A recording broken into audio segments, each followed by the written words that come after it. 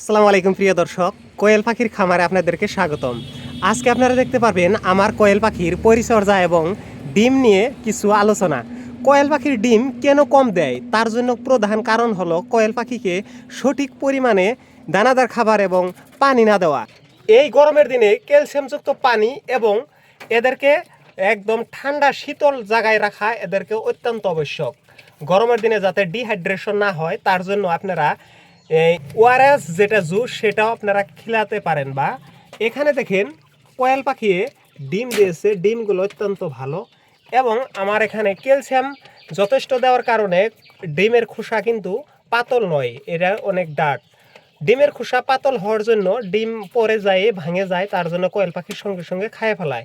তাই আপনারা কোয়েল পাখিকে পরিচর্যা করবেন এবং ডিম বেশি উৎপাদন করে আপনারা লাভবান হতে পারেন। অবশেষে আপনাদেরকে একটা কথা বলবো যে ডিম যাতে বেশি পারবো তার জন্য আপনারা একটা কাম করতে পারেন, পালং শাক, বিভিন্ন ধরনের শাক সবজি দিয়ে আপনারা কোয়েল পাখির খামারে রেখে দিতে পারেন। ভিডিওটি ভালো লাগলে অবশ্যই লাইক করে সাবস্ক্রাইব করে পাশে রাখবেন। ধন্যবাদ।